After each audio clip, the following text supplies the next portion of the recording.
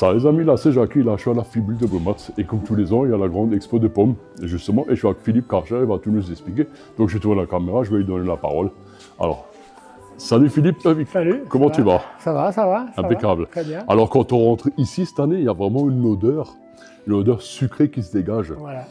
Et pourquoi? Parce qu'il y a plein de pommes et des poires. Voilà, c'est l'exposition de tous les fruits du verger école de Brumat et de quelques membres qui ont pu déposer des fruits.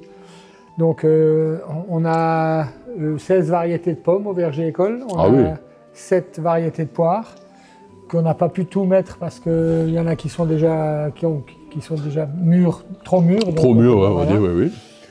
Et sinon, après il y a des fruits qu'on ne peut pas exposer.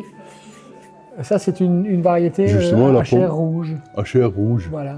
Ça fait penser un peu aux pêches. Oui, c'est une variété à chair rouge qui n'est pas particulièrement bonne au niveau du goût, mais c'est bien d'en rajouter quand on fait du jus. Ouais. Ça donne un jus rouge. D'accord. Voilà. Ouais, parce qu'il y a beaucoup de pommes de toutes les couleurs. Il y a les normales, les Arnefle, il y a les vertes, les rouges. Plein de variétés différentes. Voilà. Il y en a des sucrées, les Boskop, ceux-là c'est très connu chez nous. Hein. Ouais. Mon père il a vu ça dans la cour aussi. C'est très connu. Hein. Et toutes ces pommes-là viennent de Brumat? Viennent de Brumat et des vergers autour de Brumat. Autour de Brumat. La plupart, ça vient du verger école qui est à la Grafenbourg. À la Grafenbourg, oui. Ouais. Parce que justement, on va en parler de l'école après, vite fait. Oui. Pour expliquer un peu aux gens qui ne savent pas que ça existe, qu'est-ce que c'est, toi. Bien sûr, on a tous les documents à disposition pour expliquer, les maladies du pommier, les abeilles, la polarisation. Tous les insectes qui nous embêtent. Voilà. Certains sont utiles. Certains sont utiles, c'est ceux-là. Ça, c'est la part. Ça, c'est tous les auxiliaires qui nous aident et il faut les protéger, quoi. Ouais. Voilà. Tout ça, c'est des insectes. Et sinon, il y a les maladies aussi. Les maladies. Voilà. Alors, explique-moi, justement, à l'école, l'association, l'école, tout ça, on apprend pas mal de choses aux membres qui viennent. Par exemple, on apprend la taille des pommiers. Voilà. On a des cours de taille qui vont commencer normalement au mois de fin janvier. On a 5-6 cours de taille. On a un cours de préparation de produits, tout ce qui est produits naturels pour soigner les arbres. Et on a un cours de greffe pour apprendre à multiplier les variétés ou à changer la variété d'un pommier. À créer de nouvelles sortes de pommes. Pas de nouvelles sortes, mais de pouvoir multiplier.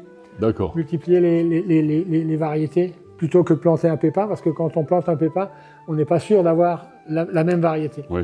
Alors que si on greffe une branche d'un Boskop sur un porte-greffe, sur un pépin, là on va avoir des Boskop.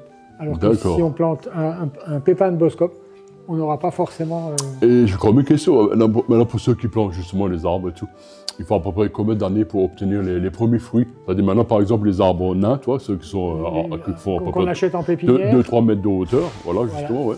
Alors il y a différentes tailles en fonction justement du porte-greffe, de ce qui est dans le sol. Ça peut être très rapide, en 4-5 ans on peut avoir des fruits. Par contre si on prend des hautes tiges, c'est-à-dire des arbres qui font 1,50 m, qui sont déjà...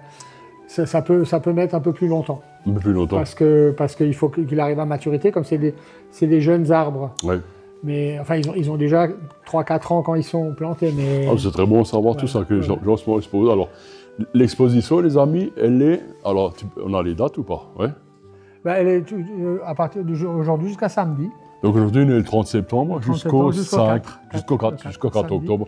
4 octobre 2025. Donc vous venez. Hein. Et samedi, il y a une surprise, si vous voulez, c'est-à-dire qu'à la fin de la matinée, on peut manger l'exposition. Justement, je voulais te poser la question, si on peut la manger ou pas. Oui. C'est vraiment dommage, gâchis de les jeter, tout ça. Voilà. C'est quand même des très belles pommes. Et les gens qui veulent goûter, il y a des variétés qu'ils ne connaissent pas, ils viendront à partir de 10h, 11h samedi. On fait une dégustation, donc les gens peuvent goûter les pommes qui sont exposées. C'est parfait ça. Voilà. C'est impeccable, j'adore. Alors, je vous dis, l'année dernière, j'ai raté l'expo. Je suis venu le dernier jour, c'était fini quand ils ont tout rangé. C'est vrai en plus. Oui. J'avais demandé les dames et tout, mais c'est fini aujourd'hui là. J'avais comment oublié. Et là, comme je suis allé faire une expo de peinture en France, j'ai fait quelques photos. Je me dis, tiens, il y a du monde. Et j'ai vu de loin, mais il y a des pommes. Et dès qu'on rentre dedans, tu as ce magnifique, sublime parfum qui te vient au niveau du nez, au niveau des papilles, tu as envie de venir goûter, tu as envie de venir manger, voilà. Et c'est que samedi.